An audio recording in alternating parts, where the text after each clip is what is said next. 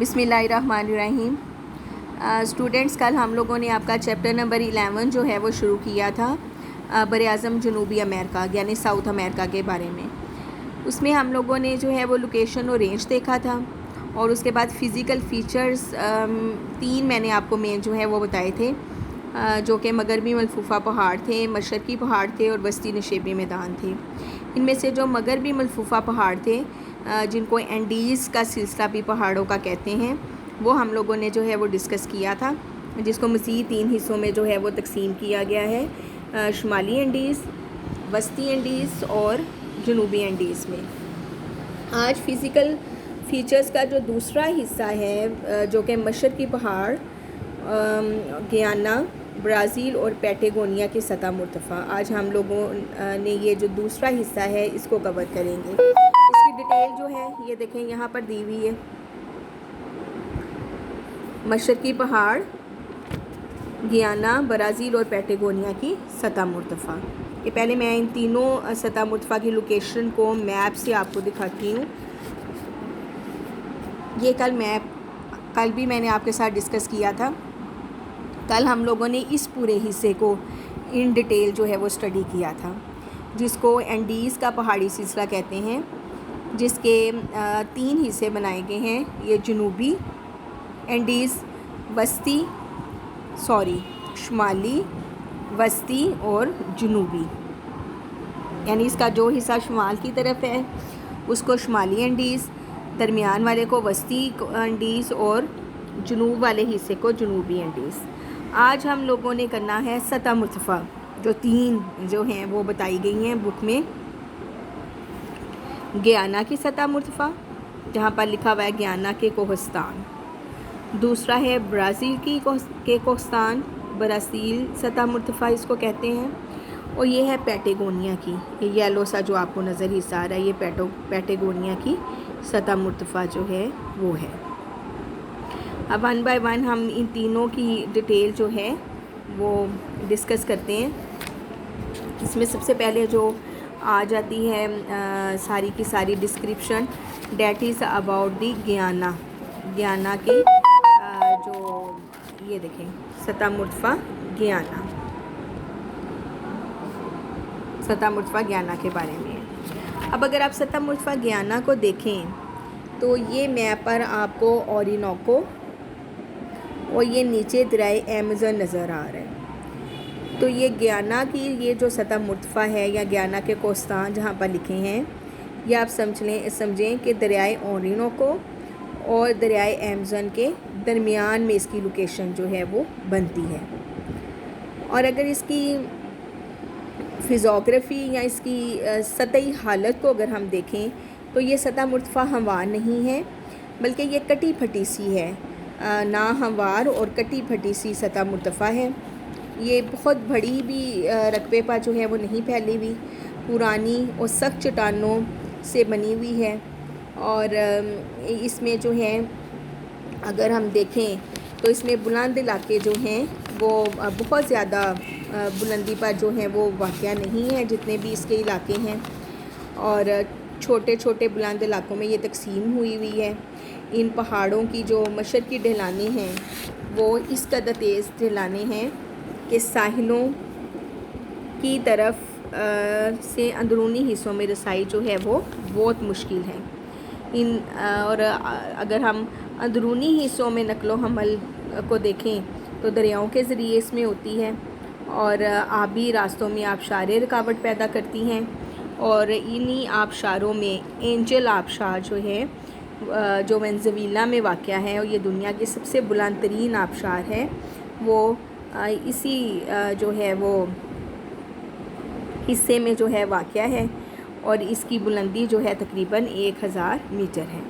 یعنی سطح مرتفع گیانا کو اگر ہم دیکھیں تو اس کے بارے میں ہم نے یہی پڑھا ہے کہ یہ دریائے اورینوکو اور دریائے ایمیزن کے درمیان واقع ہے، پرانی اور سخت چٹانوں سے مل کر بنی ہے، غیر ہموار ہے، اور اس میں غیر مسلسل مخروطی پہاڑ اور فراخ وادیاں ہیں، اور بہت سے دریاؤں نے یہاں پر تنگ اور گہری وادیاں کاٹ کر سطح مرتفع کو چھوٹے چھوٹے حصوں میں تقسیم کر دیا ہوا ہے۔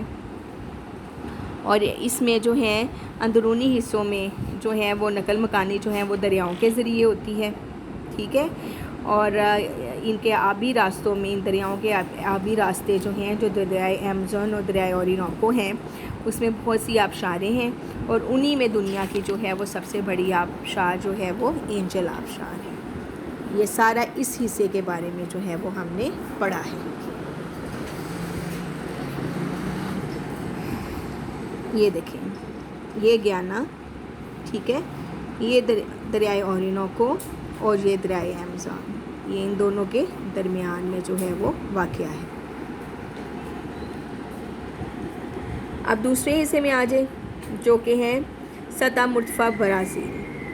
تو سطح مرتفع برازیل جو ہے یہ تکونی شکل کی ایک بلند جو ہے وہ سطح مرتفع ہے، اور اس کی سطح بھی جو ہے وہ ناہموار ہے، لیکن سطح مرتفع گیانا کے مقابلے میں یہ جو ہے وہ کئی گنا جو ہے وہ بڑی ہے. یہ دیکھیں، یہ سطح مرتفع گیانا ہے، اس کا بھی آپ سائز دیکھ لیں، رقبہ دیکھ لیں، اور برازیل کا بھی دیکھ لیں.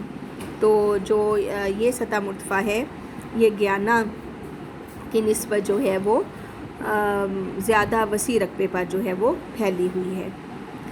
یہ پرانی چٹانوں کا ایک ٹھوس قطعہ زمین ہے جو بر اعظم کا مرکزہ ہے، ٹھیک ہے، یعنی بر اعظم کے تقریباً سینٹر میں سمجھ لیں کہ یہ واقعہ ہے، نیوکلیس ہے، اور بہت قدیم وقتوں سے یہ جو ہے یہیں پر اسٹیبل ہے. اس کو کانٹیننٹل شیلڈ بھی کہا جاتا ہے. برازیل کے جو پہاڑ ہیں اس کے مشرقی حصے میں زیادہ سے زیادہ بلند ہیں اور سمندر کی طرف ڈھلان ہے. جنوب مشرقی حصے میں ہائی لینڈ کا بلند اور سیدھا کھڑا کنارہ پہاڑ کی شکل اختیار کر لیتا ہے، جسے ہم سیرا ڈو مار جو ہے وہ کہتے ہیں. اس کے علاوہ برازیل کا جو پہاڑی سلسلہ ہے وہ شمال کی طرف جو ہے وہ ٹیڑھا ہو گیا ہوا ہے. کئی دریا اور ندی نالے شمال کی طرف بہتے ہوئے دریائے ایمزون میں گرتے ہیں. سطح مرتفع برازیل کے وسیع جنوبی مشرقی حصے پر یہ حصہ جو ہے، ٹھیک ہے، اس حصے پر جو ہے وہ لاوے کی تہوں کے منجمد ہونے سے یہ وجود میں آئی ہے. یہ موسمی اثرات سے زرخیز مٹی میں تبدیل ہو گئی ہے. اس زرخیز مٹی کو مقامی طور پر ٹیرا روزا یا سرخ مٹی کہا جاتا ہے. یہ مٹی کافی کی کاشت کے لیے بہت موزوں ہوتی ہے. برازیل کا جنوب مشرقی حصہ جو ہے وہ کافی کی کاشت کے لیے عالمی شہرت جو ہے وہ رکھتا ہے. گیانا کے پہاڑوں کی طرف برازیل کے پہاڑ بھی شکست و رفت کے عمل کی وجہ سے بلاکوں میں تقسیم ہو گئے ہیں. تیسرا جی اس کا حصہ ہے یہ والا پیٹاگونیا.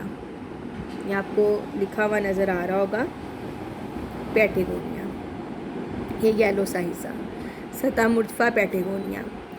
یہ سطح مرتفع دیکھ لیں جی، یہ جنوب میں واقع ہے بر اعظم کے، اور لمبوتری شکل کی ہے، یہ دیکھیں، اور یہ 1600 کلومیٹر رقبے پر پھیلی ہوئی ہے اور 400 کلومیٹر چوڑی ہے. اس کے بلند ترین حصے مغرب کی طرف کوہ انڈیز کے دامن میں ہیں اور مشرقی پہلو مغربی پہلو کی نسبت کم ڈھلان ہے. سطح مرتفع کا بیشتر حصہ خشک ہے، اس لیے قدرتی پیداوار چھوٹے چھوٹے پودے اور جھاڑیاں ہیں. ندی نالے کوہ انڈیز سے نکل کر سطح مرتفع پر بہتے ہیں. اس وجہ سے سطح جو ہے وہ کھائیوں اور تنگ گہری وادیوں میں کٹ گئی ہے.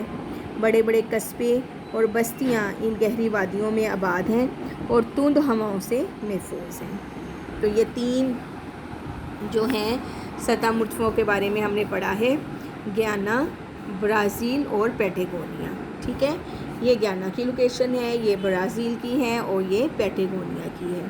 تھوڑا سا میں اس کو ریکال کر دیتی ہوں کہ گیانا جو ہے اس کی پوزیشن بنتی ہے کہ یہ اورینوکو اور دریائے ایمزون کے جو ہے وہ درمیان میں واقع ہے، ٹھیک ہے، اور یہ برازیل کے مقابلے میں اس کا رقبہ بہت کم ہے، اور اس میں جو ہیں وہ دریا کے گزرنے سے یہاں پر 2 دریا گزرتے ہیں، جس کی وجہ سے یہاں پر جو ہے وہ بہت زیادہ اس حصے میں جو ہے وہ ساحل، یہاں سمجھ لیں کہ یہ جو سطح مرتفع ہے یہ کٹ پھٹ سی گئی ہے، اور جو اندرونی حصے ہیں اس سطح مرتفع کی، یہاں پر رسائی جو ہے وہ دریاؤں کے ذریعے سے ہیں. یہ دریا بہت بڑی اپنی گزرگاہوں میں آبشاریں بناتے ہیں، جن میں سے اہم آبشار دنیا کی سب سے بڑی ہے جس کو اینجل آبشار جو ہے وہ کہتے ہیں۔ دوسرا ہم نے برازیل کے بارے میں پڑھا ہے کہ یہ تو کونی شکل کی ہے، اس کی بھی سطح ناہموار ہے، یہ تقریباً بر اعظم کے وسط میں ہے، اس لیے اس کو نیوکلس بھی کہا جاتا ہے بر اعظم کا۔ اور اس کی امپورٹنس یہ ہے کہ اس کا جو مشرقی حصہ ہے، جنوب مشرقی حصہ، اس میں بیشتر چٹانیں جو ہیں وہ لاوے کی تہوں کے منجمد ہونے سے بنی ہے۔ اس علاقے کی مٹی جو ہے وہ سر ہے، جس کو ہم ٹیرا روزا کہتے ہیں، جو کہ کافی کی کاشت کے لیے بہت موزوں ہے۔ تو یہاں پر جو ہے وہ کافی کی کاشت بہت زیادہ ہوتی ہے، اور عالمی شہرت اس حصے کو جو ہے وہ اسی وجہ سے ہے۔ اس کے بعد ہم نے سطح مرتفع پیٹاگونیا کے بارے میں پڑھا ہے کہ یہ جو ہے وہ بر اعظم کے جنوب میں واقع ہے، لمبوتری شکل کی ہے، 1600 کلومیٹر اس کی لمبائی ہے، 400 میٹر جو ہے وہ اس کی چوڑائی ہے۔ اگر ہم دیکھیں تو مشرق کی طرف اس کی ڈھلان جو ہے وہ کم ہے، مغرب کی طرف اس کی ڈھلان جو ہے وہ زیادہ ہے، اور اس میں بھی جو ہیں ندی نالے کوہ انڈیز سے نکل کر جو ہیں وہ سطح مرتفع پر بہتے ہیں، جس کی وجہ سے سطح مرتفع پر جو ہیں اس کی سطح پر بہت سی کھائیاں اور وادیاں، گہری وادیاں جو ہیں وہ بن گئی ہیں، اور قصبے اور بستیاں جو ہیں وہ ان گہری وادیوں میں آباد ہیں۔ اس کے بعد جی آ جاتا ہے تیسرا حصہ فزیوگرافی کا، فزیکل فیچرز کا، وچ از دی سینٹرل فلڈ پلین بیسنز، وسطی نشیبی میدان، جس میں اورینوکو کا میدان ہے، ایمیزن کا میدان ہے، اور پرانا پیراگوئی کا میدان ہے۔ یہ تین جو ہیں وہ میدان ہیں۔ یہاں سے میں آپ کو ان کی لوکیشن جو ہے وہ دکھا دیتی ہوں۔ یہ دیکھیں، یہ اورینوکو دریا جہاں بہتا ہے یہی اس کا میدان ہے، یہ سبز والا حصہ جتنا آپ کو نظر آ رہا ہے۔ یہ ایمیزن کا میدان ہے، یہ دیکھیں ایمیزن کا میدان آ گیا، اور پیراگوئی، پارانا، یہ پمپاس کا جو حصہ ہے، یہ والا حصہ سارے کا سارا اس میں جو ہے وہ آ جاتا ہے۔ اب اورینوکو میدان کے بارے میں اگر ہم دیکھیں تو یہ میدان جو ہے وہ دریائے اورینوکو اور اس کے معاون دریاؤں جو ہیں وہ سیراب کرتے ہیں، اور یہ بر اعظم کے شمال میں اس کی پوزیشن ہے۔ اور اگر اس کا رقبہ دیکھیں تو 3,49,650 مربع کلومیٹر پر جو ہے یہ پھیلا ہوا ہے۔ اس میدان کا بیشتر حصہ دریائے اورینوکو اور کوہ انڈیز کے درمیان میں جو ہے وہ واقع ہے۔ یہ دیکھیں، یہ انڈیز ہے، یہ اورینوکو ہے، تو یہ اس کے درمیان میں اس کا بیشتر حصہ جو ہے وہ واقع ہے۔ اگرچہ دریائے اورینوکو کی لمبائی جو ہے وہ تقریباً 2,250 کلومیٹر ہے، لیکن صرف 800 کلومیٹر جہاز رانی کے قابل ہے۔ سمندر کے نزدیک بہت سی شاہوں میں یہ بٹ جاتا ہے، اور بارشوں کے موسم میں اس کا ڈیلٹا دلدلی جال میز سا بن جاتا ہے۔ اس کے بعد دوسرا جو بیسن ہے، میدان ہے، وہ ہے ایمیزون کا، جس کی لوکیشن میں نے آپ کو یہ بتائی۔ یہ دیکھیں ایمیزون کا میدان جہاں پر لکھا ہوا ہے۔ یہ میدان جو ہے یہ دریائے ایمیزون اور اس کے معاون دریا مل کر جو ہیں وہ بناتے ہیں۔ یہ دنیا کا سب سے بڑا دریائی نظام ہے۔ برازیل کے پہاڑوں سے نکلنے والے معاون دریا جو ہیں ایمیزن سے آ کر ملتے ہیں، اور ایمیزن کا یہ جو تمام طاس ہیں یہ 6,99,000 بلکہ 69,93,000 مربع کلومیٹر تک جو ہے وہ پھیلا ہوا ہے، جو کہ تقریباً آسٹریلیا کی وسعت کے برابر ہے۔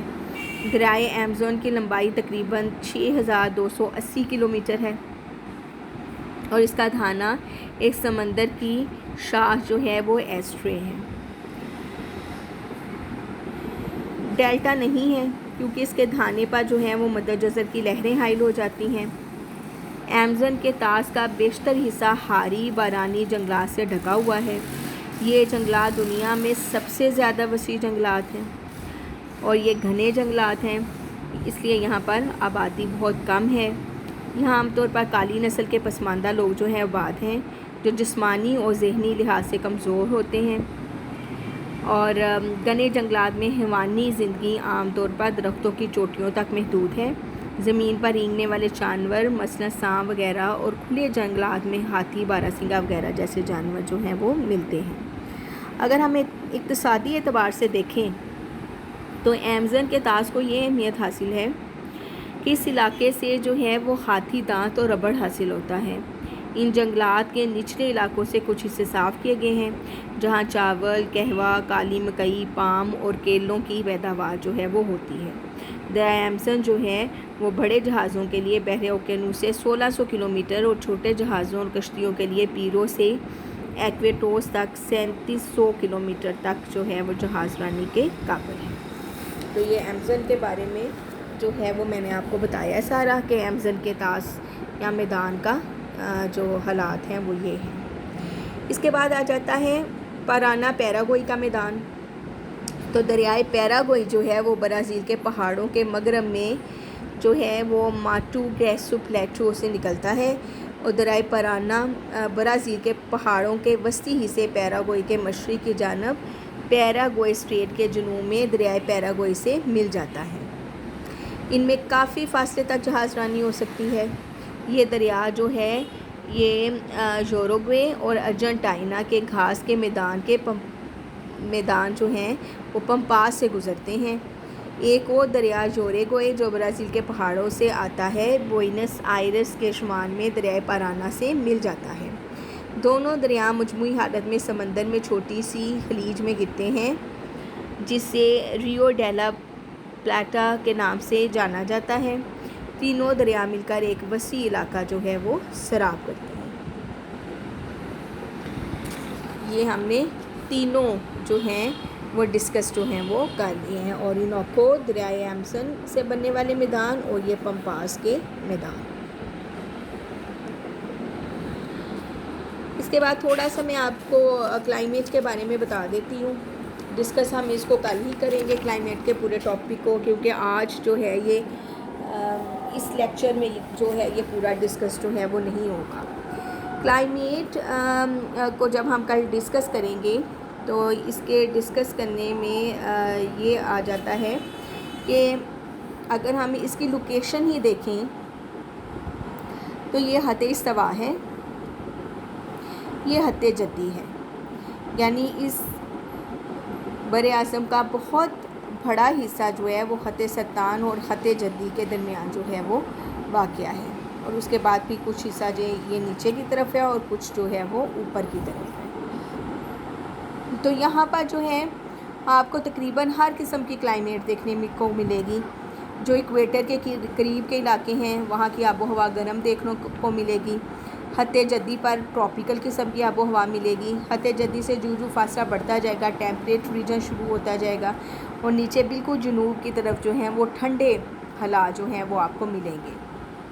یہی حالات شمال کی طرف جاتے جاتے ہو جائیں گے کہ جو خط استوا سے شمال کی طرف جاتے جاتے فاصلہ بڑھتا جائے گا تو وہاں پر حالات جو ہیں وہ آپ کو سرد ملنا جو ہے وہ شروع ہو جائیں گے۔ یعنی آپ کو تقریباً جب ہم کل اس کو ڈسکس کریں گے کلائمیٹ کو تو آپ اس کو جب ڈیٹیل سے پڑھیں گے تو اس میں آپ کو پتہ چلے گا کہ اس کا کوئی بھی حصہ اس طرح کا نہیں ہوگا جہاں پر شدید قسم کی آب و ہوا پائی جائے گی، شدید گرم، ٹھیک ہے۔ اس کے ایکسٹریم نارتھ اور ایکسٹریم ساؤتھ والے حصے میں ٹنڈرا جیسے جو ہیں وہ آپ کو حالات دیکھنے کو جو ہیں وہ ملتے ہیں۔